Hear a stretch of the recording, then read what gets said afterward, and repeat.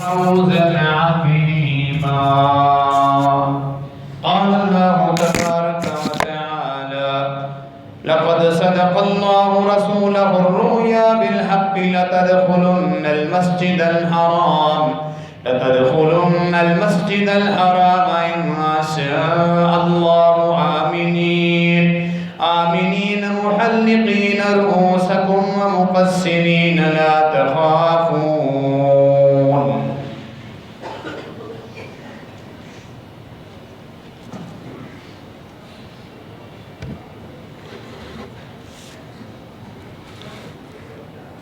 سورہ الفتح کے اندر اللہ رب العالمین نے اپنے نبی خاتم النبیین جناب محمد رسول اللہ صلی اللہ علیہ وسلم کو ایک خواب دکھایا تھا.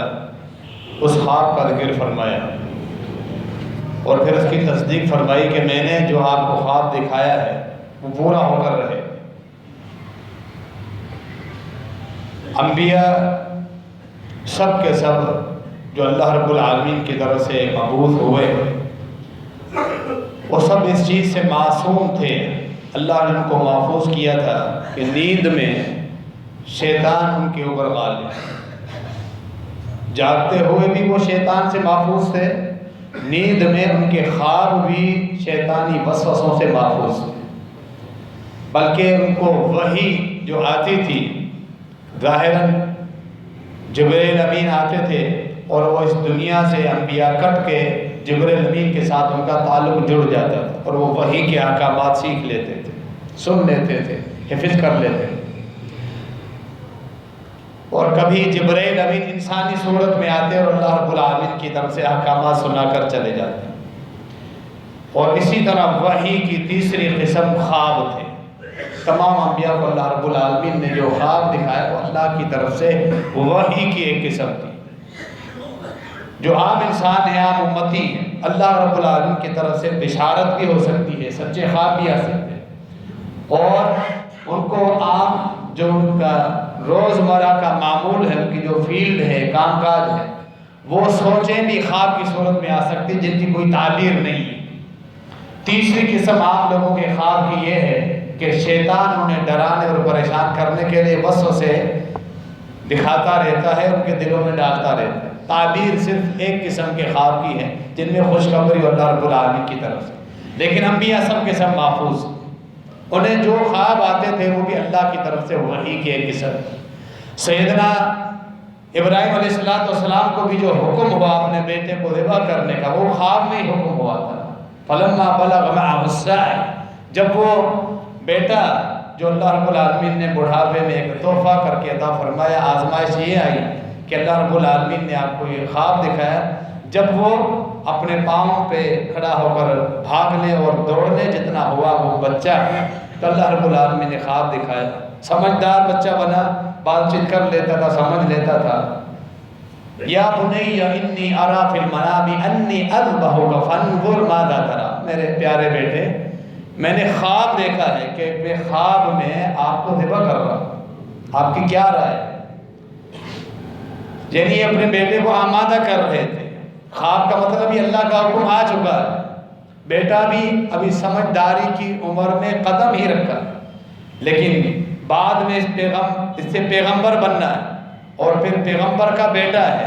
اللہ رب العالمین نے کیا سچائی عطا فرمائی اور کیا سمجھ عطا فرمائی تھی. قال یا ابت افعل ما تؤمر ستجدنی ان شاء اللہ من الصابرین. یہ آپ کو حکم ہوا ہے میرے ابا جان، آپ کو اللہ نے جو حکم دیا ہے آپ اس پہ عمل کریں. اللہ کا جب حکم آ جائے تو میری محبت آپ پہ غالب نہ ہو اور میری تکلیف بھی آپ پہ غالب نہ ہو. میں تکلیف برداشت کر لوں گا جب اللہ کا حکم. یہی انبیاء کی سیرت تھی جس میں ہم امتیوں کو سمجھنا چاہیے کہ اللہ رب العالمین کا حکم جب آ جائے تو انسان تکلیف برداشت کر کے بھی اللہ کے احکامات بجا لائے. اس میں خیر اور برکتیں ہوتی، چاہے سردیوں کی تکلیف ہو، چاہے گرمیوں کی تکلیف ہو، یا کوئی دنیاوی فائدہ چھوڑ نہ ہو. اللہ کے فرائض کی ادائیگی کے وقت تکلیفیں اللہ کے حکم پر عمل کرنے کے لیے برداشت کریں. افعل ما تؤمر، یعنی آپ کو حکم ہے کیونکہ آپ کا خواب، آپ اللہ کے پیغمبر ہیں، یہ اللہ کا حکم. پھر ذبح کرنے کے لیے لٹایا ہی تھا، اللہ رب العالمین نے امتحان میں کامیاب قرار دیا اور ان کی جگہ اللہ رب العالمین نے ایک دمبا بھیجا جسے ابراہیم علیہ السلام کے ہاتھوں ذبح کیا گیا۔ سیدنا یوسف علیہ السلام نے بھی خواب دیکھا، پیغمبر تھے، انبیاء سب کا خواب اللہ کی طرف سے وحی کی ایک قسم ہے۔ اذ قال لأبيه يا أبتي إني رأيت 11 كوكبا والشمس والقمر رأيتهم لي ساجدين۔ ابا جان سیدنا یعقوب علیہ السلام کو بتا رہے ہیں، ابھی چھوٹی عمر کے اور اپنے والد کو خواب بتا رہے ہیں کہ میں نے خواب دیکھا ہے کہ 11 ستارے ہیں اور سورج اور چاند سب مجھے سجدہ کر رہے ہیں۔ اللہ کے پیغمبر تھے سیدنا یعقوب علیہ السلام ہوں گے، سمجھ گئے اللہ رب العالمین نے آپ کو بہت بڑا مقام دینا ہے۔ پھر اتنا کہا کہ بھائی آپ سے حسد کریں گے، بھائیوں کو خواب نہیں بتانا۔ سورہ یوسف میں جو سارا قصہ ہے وہ ہم سب جانتے ہیں، یہاں پیغمبروں کے خواب کا ذکر ہے اور اللہ رب العالمین نے جو خواب دکھایا وہ کر کے دکھایا۔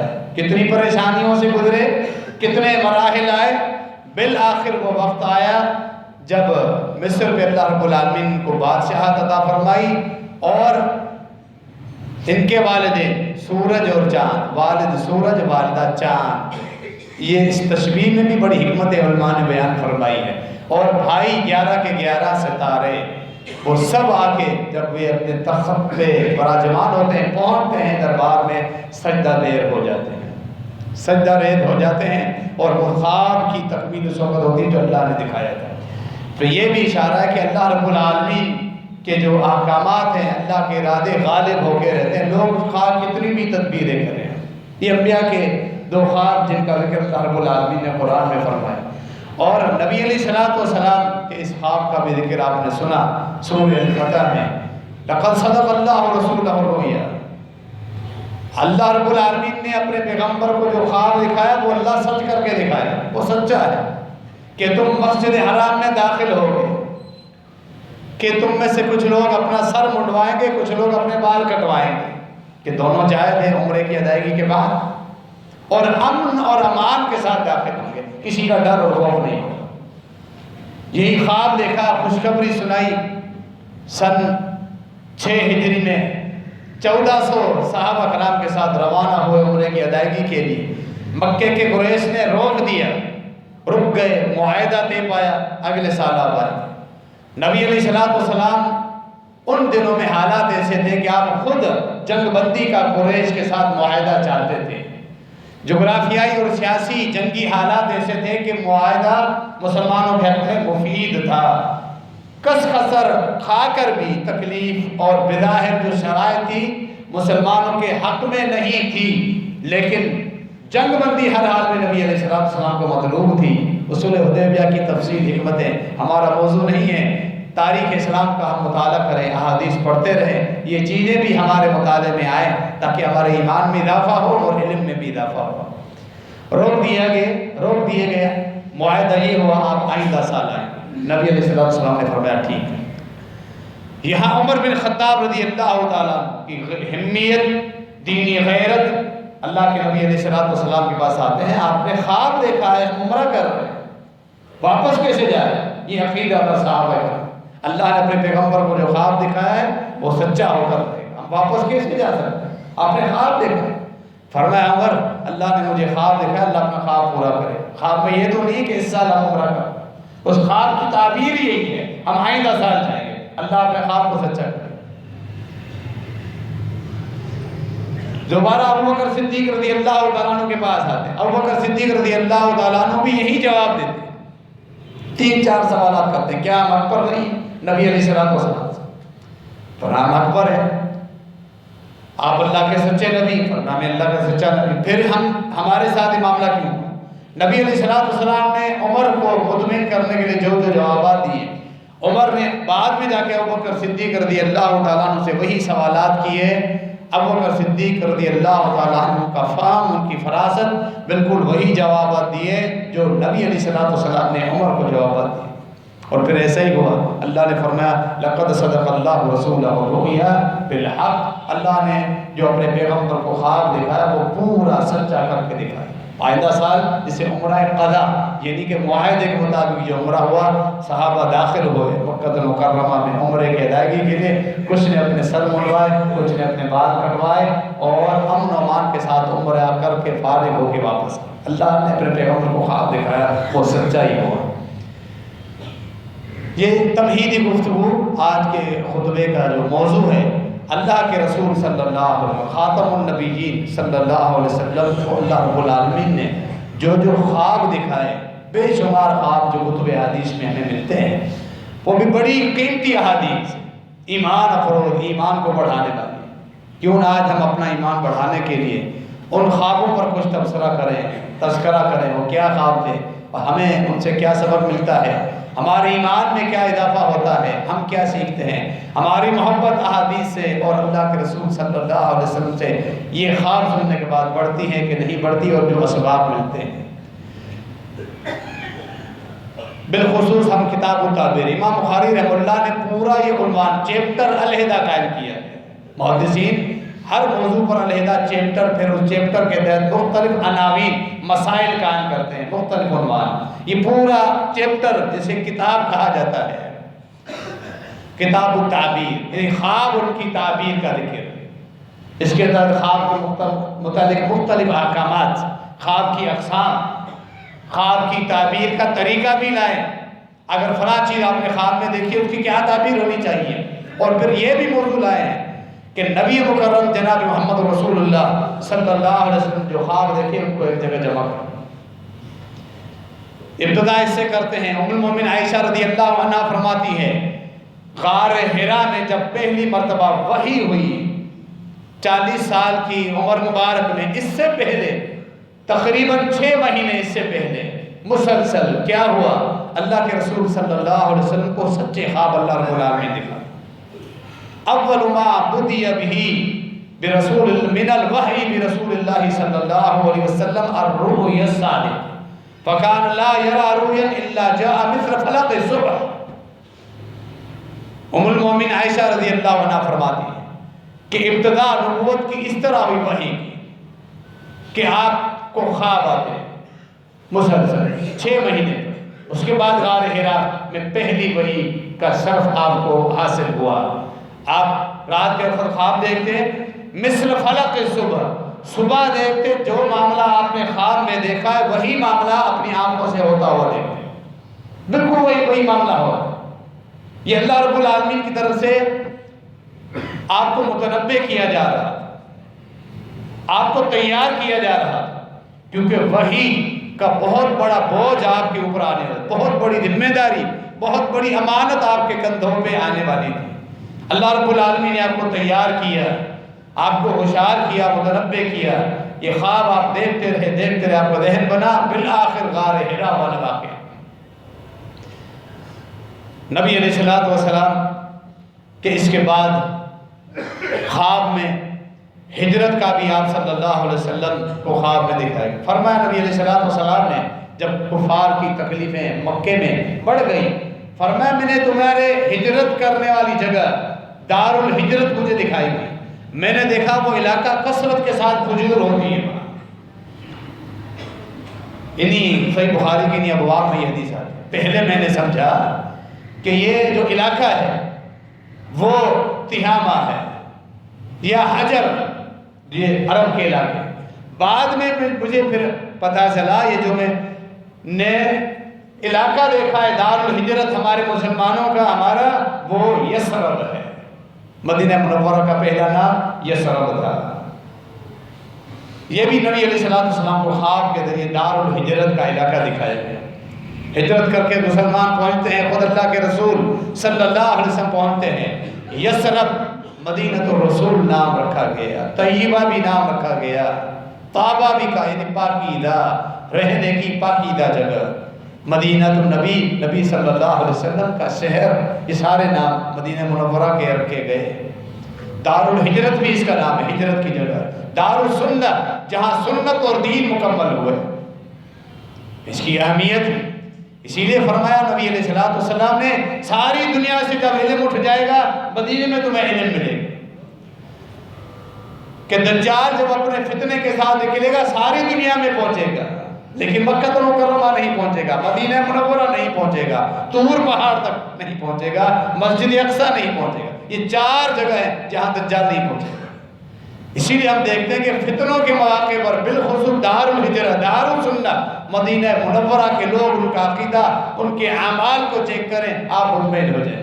دین کیا ہے، توحید کیا ہے، عقیدہ کیا ہے۔ اس کے مقابلے میں ساری دنیا کے مسلمان قبر پرستی، صوفیت، شرک، بدعات، خرافات، خود ساختہ چیزیں جو لوگوں نے بنا لی ہیں، اپنے طرف سے مختلف آنے والے مہینوں کے لیے رسومات دین کے نام میں نکال دی، بالکل جس طرح یہ رجب کا مہینہ چل رہا ہے۔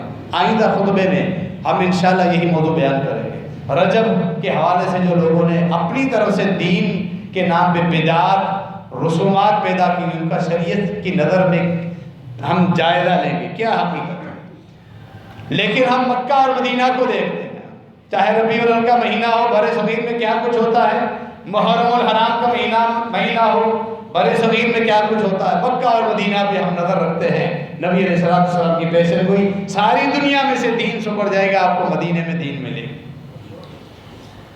تو نبی علیہ السلام جب ہجرت کر کے مدینہ منورہ پہنچے، وہاں وبا پھیلی ہوئی تھی، سخت بخار تھی، بڑی پریشانی تھی، حتیٰ کہ نبی علیہ السلام نے پھر یہ دعا کی، صحابہ کرام پریشان ہیں، سخت بیماری اور وبا۔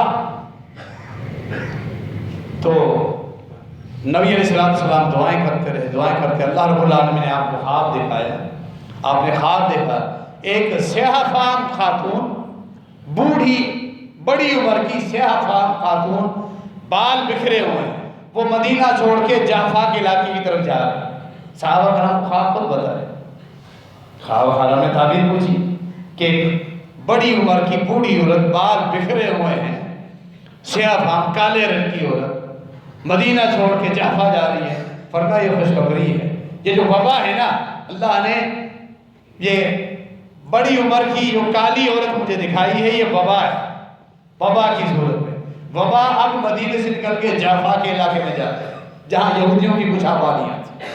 اب وبا مدینہ چھوڑ جائے، اور پھر آہستہ آہستہ یہ خواب دیکھنے کے بعد مدینے کی آب ہوا درست ہونے لگی تھی، حتیٰ کہ جو بہتی ہوئی نہریں تھیں، وہ نہریں اس وبا کی وجہ سے گدلے پانی میں کنورٹ ہو جاتی تھی۔ سخت بیمار ہوئے صحابہ کرام، ابوبکر صدیق رضی اللہ تعالیٰ عنہ سخت بخار میں مبتلا ہوئے، موت یاد کرنے لگے تھے۔ بلال حبشی رضی اللہ تعالیٰ عنہ سخت بخار میں مبتلا ہوئے، مکہ کی راتیں، مکہ کے دن، وہاں کے پہاڑ، حتیٰ کہ وہاں کی گھاس بھی یاد آنے لگی۔ صحیح بخاری میں الفاظ موجود ہیں۔ نبی علیہ السلام نے یہ حالات دیکھے دعا کی، اللہ یہ بیماری ہٹا دے، اور جس طرح میرے ان مہاجرین کو ابھی تک مکے کی محبت ان کے دل میں، اپنا وطن ہے، ابھی تک ان کے محبت دل میں ہے، مدینے کی محبت اسی طرح ڈال دے، اس سے زیادہ محبت رکھ دے۔ پھر ایسے ہی ہوا، مدینہ منورہ کی محبت مکہ سے بھی زیادہ صحابہ کرام کے دلوں میں آ گئی۔ اس بنا پر نماز پڑھنے کے لحاظ سے، عبادت اور حرم کے لحاظ سے مکے کا تو مقام ہی اپنا ہے۔ ایک نماز 1,00,000 نمازوں کے برابر ہے۔ مدینہ منورہ مسجد نبوی میں ایک نماز صحیح روایت کے مطابق 1,000 کے برابر ہے۔ لیکن چونکہ نبی علیہ السلام ہجرت کر کے آئے، یہی نبی علیہ السلام کی وفات ہوئی، احکامات اترے، دین نافذ ہوا، دارالحکومت مسلمانوں کا، خلفاء کا، تو اس بنا پر مدینہ منورہ سے محبت ہر مومن کی ایمان کی علامت ہے۔ اس حدیث کی روشنی میں اگر کوئی انسان مکہ المکرمہ سے بڑھ کر مدینہ منورہ سے اس کو محبت زیادہ ہے تو یہ مطلوب، اس میں کوئی حرج نہیں ہے، کیونکہ آپ صلی اللہ علیہ وسلم نے خود دعا کی کہ مدینہ کی محبت ہمارے دلوں میں مکے سے بھی زیادہ ہے۔ نبی علیہ السلام نے غزوہ احد سے پہلے خواب دیکھا، غزوہ بدر میں آپ صلی اللہ علیہ وسلم کو کامیابی ملی، یوم الفرقان کہا گیا، اور مکے کے مشرکین قریش کے بڑے بڑے سردار اس میں قتل ہو گئے، اور بہت بڑا یہ نقصان تھا، خسارہ تھا، جھٹکا تھا مکے کے مشرکین، کمر ٹوٹ چکی تھی ان کی۔ غزوہ احد میں مسلمانوں کو نقصان ہوا، نبی علیہ السلام کے حکم پہ عمل نہیں کر سکے، وہ ٹیلا چھوڑ دیا جس ٹیلے کو چھوڑنے سے منع کیا تھا، پھر جو فتح مل چکی تھی وہ نقصان میں کنورٹ ہو گئی۔ لیکن آپ صلی اللہ علیہ وسلم کو خواب پہلے دکھایا گیا، فرمایا میں نے 2 طرح کے خواب دیکھے، میرے جو 70 صحابہ شہید ہو، 70 مسلمان صحابہ کرام شہید ہوئے تھے غزوہ احد میں، 2 طرح کے خواب نبی علیہ السلام کو دکھلائے گئے۔ فرمایا میری تلوار ہے میرے ہاتھوں میں، میں نے تلوار ہوا میں لہرائی ہے، وہ آدھے سے کٹ گئی ہے، ٹوٹ گئی ہے، میں پریشان ہو گیا ہوں۔ میری تلوار مومن کا ہتھیار ہے، اسلحہ ہے، اور جہاد کرنے والے مجاہدین کی محبت اسلحے سے ہونی چاہیے۔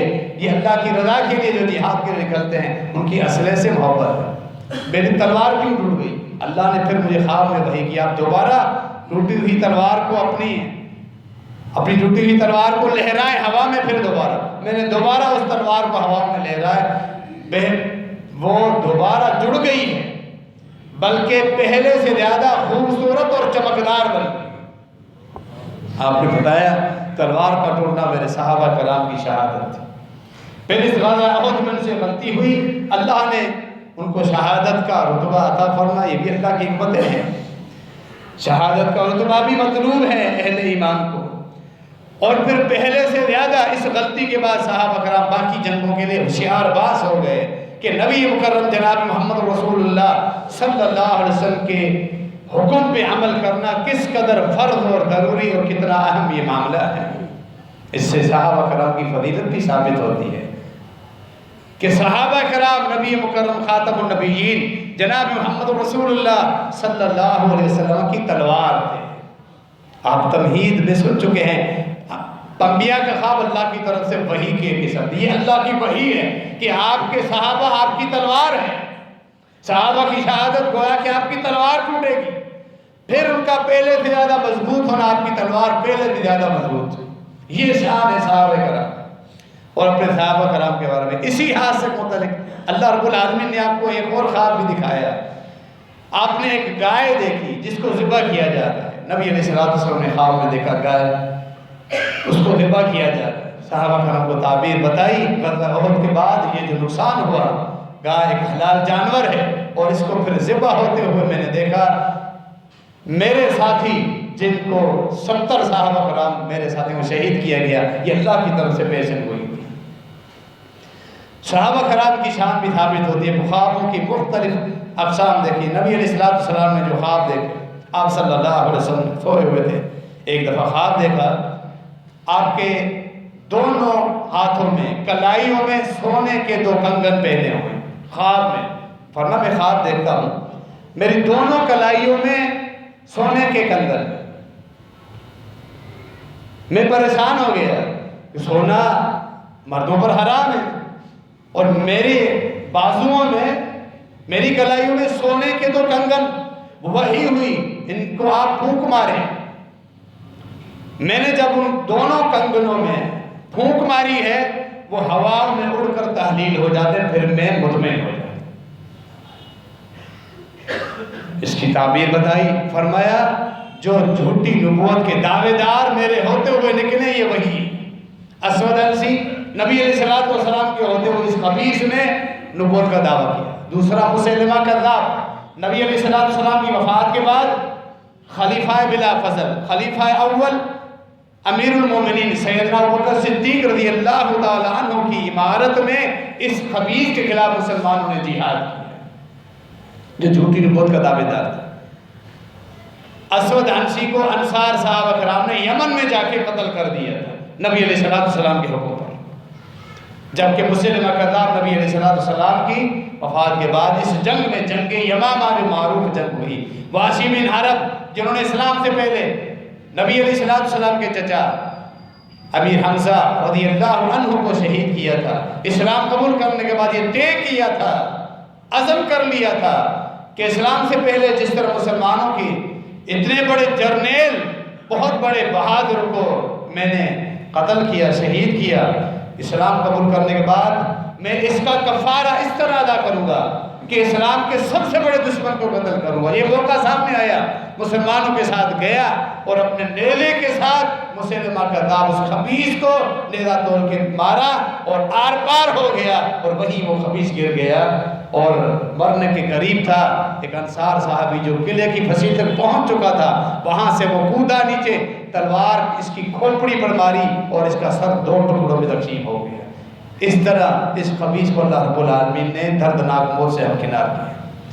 فرمایا جب مجھے اللہ رب العالمین نے یہ کہا کہ آپ پھونک ماریں تو دونوں ایسے ہی تحلیل ہو گئے، ایسے ہی ہوا، دونوں کی نبوت کی دعویٰ ہوا میں تحلیل ہو گئی۔ مسلمہ کذاب کا فتنہ کچھ دنوں کے لیے پھیلنے لگا تھا، لیکن ابوبکر صدیق رضی اللہ عنہ کے عزم اور مسلمانوں کی جنگ یمامہ شہادتیں، انصار صحابہ کی قربانی آپ کو معلوم ہونا چاہیے۔ اس جنگ میں ختم نبوت کا دفاع، اس جنگ کا نام ہے ختم نبوت کا دفاع۔ صحابہ کرام سے 70 انصار صحابہ کرام کی شہادت ہوئی نبی علیہ السلام کی نبوت، ختم نبوت کے دفاع میں۔ یعنی صحابہ کرام نہ صرف نبی علیہ السلام کی زندگی میں آپ کے ساتھ محبت کرتے تھے، آپ کے دین کے ساتھ تمسک تھا، نبی علیہ السلام کی وفات کے بعد بھی آپ کے دین کو سنبھالا۔ 70 کے 70 انصار صحابہ کرام سے ہی نبی علیہ السلام کے خواب کی تکمیل بھی ہوئی۔ فرمایا تھا نبی علیہ السلام، میں نے رات میں سویا ہوا تھا، میں نے دیکھا اوتیت مفاتیح خزائن الارض وضعت فی یدی، میرے ہاتھوں میں زمین کے خزانوں کی کنجیاں رکھ دی گئی، یعنی میرا دین غالب ہوگا پوری دنیا میں۔ پھر نبی علیہ السلام کے صحابہ جس طرح پھیل گئے اور پھر مختلف سرحدوں میں جہاد ہوا، آپ کے خلفاء کے جو کارنامے ہیں، عمر فاروق رضی اللہ تعالیٰ عنہ کے دور میں اس وقت کے دونوں سپر پاور، ایران آگ کے پجاری کسرا کے نام سے وہ سپر پاور تھی، اور عیسائی قیصر کے نام سے، دونوں کو مغلوب کیا گیا عمر بن خطاب رضی اللہ تعالیٰ عنہ کی دور خلافت، اور نبی علیہ السلام کی پیشن ہوئی اس وقت پوری ہوئی، مکمل ہوئی۔ یہ خواب تھا جو اللہ رب العالمین نے خوشخبری کے طور پہ بتایا، اور نبی علیہ السلام کا خواب صحابہ کرام نے پورا کر کے دکھایا۔ اپنی گھر والی سب سے محبوب جو انسان نبی علیہ السلام کو تھے وہ آپ کی گھر والی ام المومن عائشہ رضی اللہ عنہ۔ آپ سے پوچھا گیا تھا سب سے زیادہ محبت کس سے کرتے؟ فرمایا عائشہ، فرمایا اس کے بعد فرمایا ابو ہے، اس کے والد، فرمایا اس کے بعد فرمایا عمر۔ صحیح بخاری میں واضح الفاظ موجود ہیں۔ کیا مقام ہے ان شخصیتوں کا کہ اللہ کے رسول صلی اللہ علیہ وسلم سب سے زیادہ جن سے محبت کرتے ہیں۔ اپنی بیوی عائشہ رضی اللہ نے فرمایا عائشہ تمہیں معلوم ہے شادی سے پہلے اللہ نے مجھے خواب میں تمہاری صورت دکھائی تھی 2 مرتبہ، 1 مرتبہ بھی نہیں۔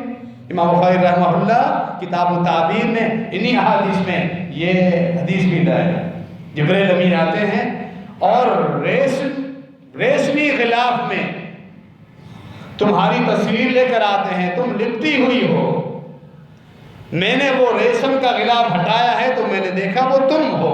میں نے اللہ سے دعا کی اللہ اگر دنیا میں یہ میری بیوی ہے، وہ فرشتہ بتاتے ہیں آپ کی بیوی ہے، میں سمجھتا ہوں شاید جنت کی حور ہے، پھر میں کہتا ہوں اے اللہ اگر یہ دنیا میں میری بیوی ہونی ہے تو اس کو اسی طرح کر دے، جنت میں تیری نعمتیں ہیں، دنیا میں بھی یہ نعمت ملنی ہے، ایسا ہی کر دے۔ پھر ایسا ہی ہوا، یعنی اللہ نے پہلے ہی خوشخبری دی، اور پھر ریشمی غلاف میں تصویر لپٹی ہوئی تھی۔ جو قیمتی چیزیں ہوتے ہیں نا، جو تحائف کسی کو ہم تحفہ دیتے ہیں یا دکانوں سے کوئی مہنگی چیز خریدتے ہیں، اس کی پیکنگ بھی اچھی کرواتے ہیں، تحفہ دیتے وقت پیکنگ پر بھی ہم خرچہ کرتے ہیں تاکہ وہ دیکھنے میں خوبصورت ہو۔ تو عائشہ رضی اللہ تعالیٰ عنہ کی تصویر کتنی مہنگی پیکنگ میں آئی، ریشمی غلاف میں۔ ریشم کا کپڑا کس قدر مہنگا، کس قدر خوبصورت ہوتا ہے، یہ تحفہ تھا اللہ رب العالمین کی طرف سے، اور فرمایا عائشہ سے کئی مرتبہ دنیا میں بھی وہ آپ کی بیوی ہے، جنت میں بھی وہ آپ کی بیوی رہے۔ اسی طرح عمر بن خطاب رضی اللہ تعالیٰ کے متعلق جو خواب دیکھے ان کی کیا تفصیل بیان کی جائے، یعنی یہ جو ہم خوابوں کا موضوع اٹھایا ہے، کئی ایسے خواب ہیں، ہمارا وقت مکمل ہو جائے گا شاید ان کی تکمیل نہ ہو۔ فرمایا میں نے خواب دیکھا کہ مجھے دودھ دیا گیا ہے، میں پی رہا ہوں، اتنا پیا ہے دودھ، اتنا پیا کہ میں سیراب ہو گیا، اور سیرابی مجھے دکھ رہی ہے، میری انگلیوں سے باہر بہ رہی ہے، دودھ اب انگلیوں سے باہر نکل رہا، پورا جسم دودھ ہی دودھ ہو گیا، پیالے میں بھی بچ گیا، مجھے وحی کی گئی جو بچ گیا ہے آپ کے پیالے میں دودھ یہ عمر کو دے دے، میں نے وہ دودھ عمر کو دے دیا۔ صحابہ کرام نے تعبیر پوچھی، اللہ کے رسول صلی اللہ علیہ وسلم کی تعبیر، فرمایا علم جو نبوت کا علم اللہ رب العالمین نے مجھے دیا ہے، اس کا اکثر حصہ کی فہم و فراست فقاہت اللہ رب العالمین نے عمر فاروق رضی اللہ تعالیٰ عنہ کو عطا فرمائی۔ کیا مقام، کیا شان۔ اسی طرح عمر فاروق رضی اللہ تعالیٰ عنہ کے متعلق ایک اور خواب دیکھا، میرے سامنے لوگ پیش کیے گئے، انہوں نے قمیصیں پہنی ہوئی ہیں، کسی کی قمیص اس کے سینے تک ہے، کسی کی قمیص نیچے کمر تک، گھٹنوں تک۔ جب عمر بن خطاب رضی اللہ عنہ میرے سامنے آئے، پورا جسم قمیص کے اندر چھپا ہوا ہے، بلکہ قمیص زمین پہ گھس رہی، اتنی بڑی قمیص، اتنا بڑا جسم۔ پھر تعبیر بتائی، اس کی تعبیر ہے دین، یعنی عمل، عقیدہ، عمل میں پختگی، رب کے ساتھ تعلق، میری شریعت میں عمل، اس ساری چیز کو دین کہا جاتا ہے۔ جنہیں اللہ نے علم بھی دیا تھا، علم پہ عمل بھی دیا تھا۔ اس سے بالخصوص ہم طلباء یہ سیکھتے ہیں، اگر علم ہے عمل نہیں ہے تو پھر فضیلت نہیں ہے۔ علم کے ساتھ عمل بھی ہو، جو عمر بن خطاب رضی اللہ تعالیٰ عنہ کو دونوں چیزیں عطا ہوئی، پھر مقام اللہ کے ہاں بڑھتا ہے، جو عمر بن خطاب کا مقام تھا، حتیٰ کہ شیطان وہ راستہ ہی چھوڑ جاتا تھا جس راستے سے عمر آتا۔ سبق کیا ملتا ہے؟ علم میں پختگی کریں، شاید اس فضیلت کو تو کوئی نہیں پہنچے گا کہ شیطان راستہ چھوڑ کر جائے۔ علم میں پختگی حاصل کرو، یہ فضیلت ضرور ملے گی، شیطان کے وسوسے آپ پہ غالب نہیں ہو سکیں گے، آپ کو پھسلا نہیں سکیں گے، یہ علم کی برکت ہے۔ وہ عمر بن خطاب رضی اللہ عنہ کی فضیلت۔ پھر خواب دیکھا، جنت کی سیر کر رہا ہوں، جنت کی باغات کی سیر کرتے ہوئے ایک خوبصورت ہے، پورا محل سونے کا بنا ہوا۔ کچھ تو ایسے محلات بھی ہوں گے، ایک اینٹ سونے کی، ایک اینٹ چاندی کی۔ ایک عجیب و غریب محل میرے سامنے آ گیا، پورے کا پورا سونے کا بنا۔ میں نے تھوڑا دروازہ اس کی خوبصورتی دیکھتا گیا، اس قدر مجبور ہو گیا، میں اندر چلا گیا، بے اختیار ہو کے اندر۔ فرشتوں نے بتایا اللہ کے رسول یہ عمر بن خطاب کا محل۔ مجھے عمر کی غیرت یاد ہے، جب مجلس میں جب یہ خواب بیان کر رہے ہیں، عمر بن خطاب بھی بیٹھے ہوئے ہیں۔ فولیت مدبرا، عمر اتنا غیور ہے، وہ گھر میں کسی کو جھانکنے نہیں دیتا، اس کے گھر میں کون جائے، میں فوراً جلدی سٹ پٹا کے، فولیت مدبرا کے الفاظ ہے جس کا ہم ترجمہ کرتے ہیں سٹ پٹا کے، اور عمر کا یہ گھر، میں فوراً پیچھے آ گیا۔ عمر بن خطاب رضی اللہ عنہ دار و قطار رو رہے تھے، علیکم غارو یا رسول اللہ، اے اللہ کے رسول صلی اللہ علیہ وسلم، میں بھلا آپ کے متعلق غیرت کیسے کر سکتا ہوں۔ تو یہ فضیلت ہے سیدنا عمر بن خطاب رضی اللہ تعالیٰ عنہ۔ اپنے بعد اپنے خلافت خلفاء کے متعلق بھی خواب دکھائے۔ فرمایا نبی علیہ السلام نے میں خواب دیکھا، کنویں میں کھڑا ہوا ہوں اور ڈول نکال رہا ہوں، بھر رہا ہوں لوگوں کی پیاس بجھانے کے لیے، پانی بھر رہا ہوں، لوگ اب خود بھی پانی پی رہے ہیں، اپنے جانوروں کو بھی پانی پلا رہے ہیں، یہ سارے معاملات ہو رہے ہیں۔ ابو بکر صدیق رضی اللہ تعالیٰ عنہ آتے ہیں، وہ ڈول میرے ہاتھ سے لے لیتے ہیں، لیوریحنی، تاکہ میں آرام۔ ابو بکر صدیق ڈول بھرتے ہیں، کھینتے ہیں رسی کنویں سے ڈول بھرے ہوئے کی، وفی نزعہ ضعف، میں دیکھتا ہوں کھینچنے میں تھوڑی کمزوری، لڑکھڑاہٹ ہے، ہاتھ تھوڑے کپ کپا رہے ہیں۔ وہ کچھ ڈول کھینچتے ہیں، نکالتے ہیں، ان کے بعد عمر بن خطاب آ جاتے ہیں، وہ ان سے باری لیتے ہیں، وہ ڈول کھینچنا شروع کرتے ہیں، اس قدر فلم اراب قرین یفری فریہ، اتنا بہادر پہلوان میں نے کسی کو نہیں دیکھتا، اتنی جلدی تیزی کے ساتھ وہ ڈول کھینچ کے نکالا، بڑی تیزی اسپیڈ کے ساتھ اتنا پانی نکالا، اتنا پانی کنویں سے نکالا، لوگوں نے اپنے جانوروں کو پانی پلانے کے لیے باقاعدہ وہاں آ کے باڑے قائم کر دیے، باڑے لگا کہ یہاں سے پانی خوب ملے گا۔ اتنی برکتیں عمر کے کھینچنے سے ملی۔ یہ خواب واضح جو صحیح بخاری میں انہی احادیث میں موجود ہے۔ نبی علیہ السلام کے وفات کے بعد آپ کے نائب بنے پہلے خلیفے ابوبکر صدیق رضی اللہ تعالیٰ، جو کمزوری تھی وہ ابوبکر صدیق رضی اللہ تعالیٰ کی ذاتی کمزوری نہیں تھی، وہ بیرونی مسائل تھے۔ آپ نے سنا مسلمہ کذاب کا فتنہ، جنگ یمامہ، منکرین زکوٰۃ کا بھی فتنہ اٹھا، کچھ لوگ مرتد ہونے لگے، ان کے خلاف یہ سارے چیلنج ابوبکر صدیق رضی اللہ تعالیٰ کے سامنے تھے۔ 2 سالوں میں سارا راستہ صاف کیا، یہ مسائل سارے ختم کیے۔ اس کے بعد عمر بن خطاب رضی اللہ تعالیٰ نے خوب جو فائدہ پہنچایا مسلمانوں کو وہ ہم سمجھ سکتے ہیں۔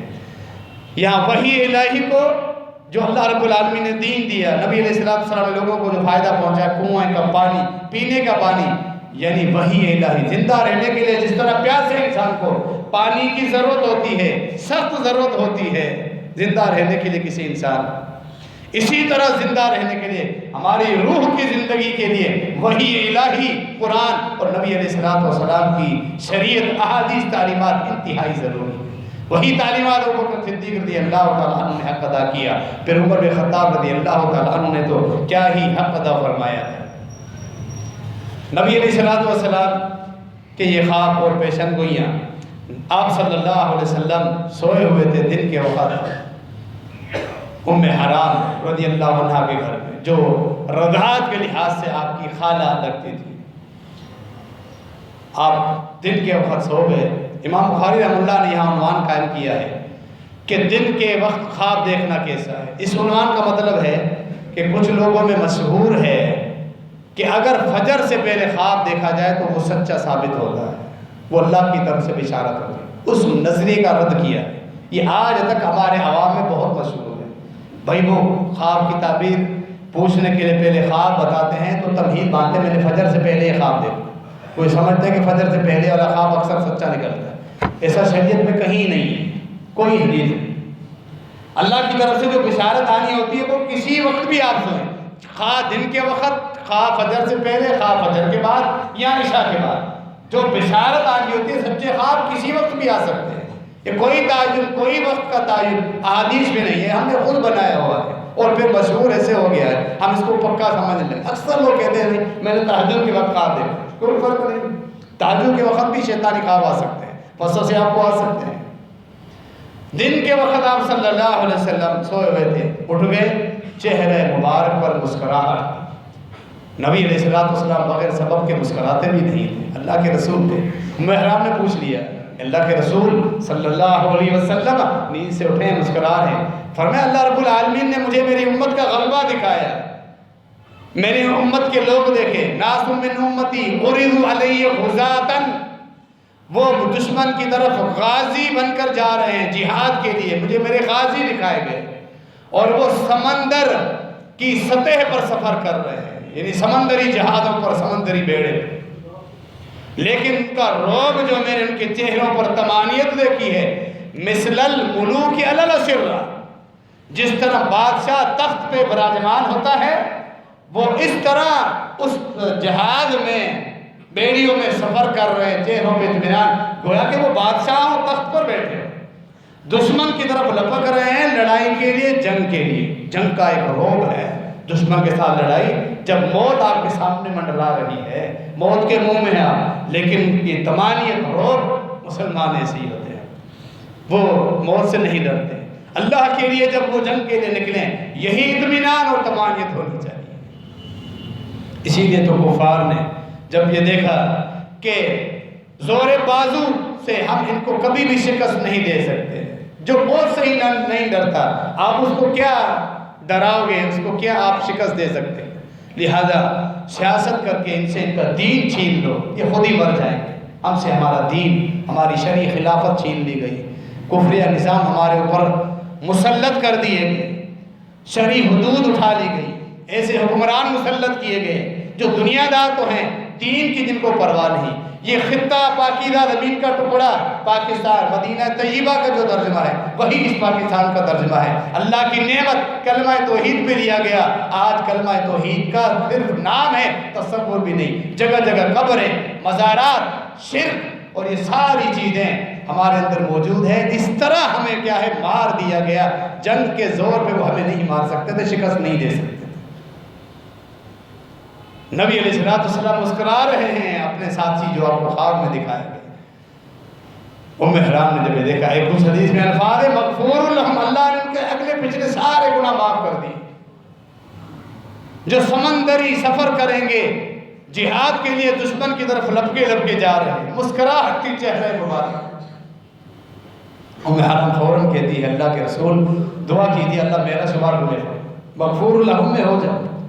حالانکہ خاتون ہیں، خاتون کا تعلق کیا جہاد سے، لیکن دعا کرنی چاہیے، کسی بہانے محنت میں شامل ہوتے ہیں۔ نبی علیہ السلام دوبارہ سو جاتے ہیں، آپ صلی اللہ علیہ وسلم پھر جب سو جاتے ہیں، پھر دوبارہ اٹھتے، پھر مسکرا رہے ہیں، پھر دوبارہ پوچھتے ام حرام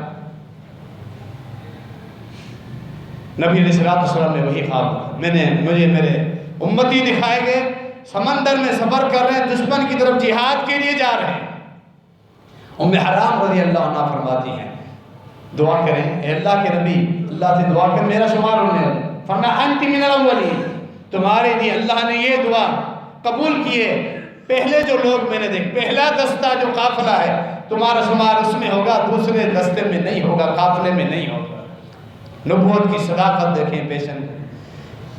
خلیفہ ثالث امیر المومنین سیدنا عثمان غنی رضی اللہ تعالیٰ عنہ کے دور خلافت میں روم کے عیسائیوں کے خلاف جو پہلا سمندری جہاد کیا گیا، سمندری سفر، وہ شام کے اس وقت کے گورنر سیدنا معاویہ بن ابی سفیان رضی اللہ عنہما کی قیادت میں امیر المومنین نے حکم بھیجا، اور پھر یہ پہلا جنگی بیڑا تیار ہوا۔ معاویہ رضی اللہ تعالیٰ عنہ کی قیادت، کتنے خوش نصیب ہیں سیدنا معاویہ رضی اللہ تعالیٰ عنہ، اللہ کے رسول صلی اللہ علیہ وسلم کو زندگی میں آپ کے یہ صحابی خواب میں دکھائے گئے جو بادشاہ کی طرح بڑا جوان ہو گئے، دشمن کی طرف جا رہے، وہاں یہ پیشن گوئی پوری ہوئی۔ ام حرام ان کے خاوند تھے عبادہ بن صامت رضی اللہ عنہ، سفر میں اپنی بیوی ام حرام کا ساتھ لے کر گئے، پیشن گوئی کہاں پوری ہوئی؟ نبوت کی صداقت دیکھیں۔ یہ پہلا سفر ہوا، جنگ ہوئی، پھر اگلا سفر ہونا ہی تھا کہ یہ خاتون اپنے خاوند کے ساتھ اونٹنی پہ سوار ہو رہی ہوتی ہے، اور پھر وہاں سے اونٹنی بدکتی ہے اور گر جاتی ہے، گردن کے بل آ کے زمین پہ گرتی ہے، اور پھر گردن ٹوٹ جاتی ہے، وہیں ان کی شہادت ہو جاتی ہے۔ یعنی دوسرے قافلے میں شمار نہیں، کیونکہ پہلے قافلے میں شمار ہوئی، وہیں ان کی شہادت بھی ہوئی۔ ام حرام رضی اللہ عنہ، نبی علیہ السلام کا یہ خواب وہاں جا کے مکمل ہوا، پیشن گوئی بھی ہو بہو مکمل ہوئی۔ وہ خوش نصیب صحابہ کرام معاویہ رضی اللہ تعالیٰ عنہ اور آپ کے باقی جو ساتھی تھے وہ خوش نصیب ہیں۔ نبی علیہ السلام کے ان خوابوں میں سے کچھ خواب آپ کے سامنے آج کے خطبے میں ذکر کیے ہیں۔ ایک انتہائی اہم اور قدر لمبا خواب ہے، اللہ رب العالمین نے موقع دیا، وہ بھی بڑا ہی ایمان افروز، اس کو سننے سے ہم سب کی اصلاح انشاءاللہ ممکن ہے۔ جس طرح یہ آپ نے خواب سنے، اللہ نے موقع دیا تو کبھی وہ بھی آپ کے سامنے بیان کریں گے۔ اللہ رب العالمین ہمیں نبی علیہ السلام کی تمام احادیث سننے، پڑھنے، ان پر عمل کرنے کی توفیق عطا فرمائے۔ تمام صحابہ کرام اہل البیت کے ساتھ سچی محبت اور ان کے نقش قدم پر چلنے کی اللہ تعالی ہمیں توفیق عطا فرمائے، آمین۔ وعلینا الا البلاغ۔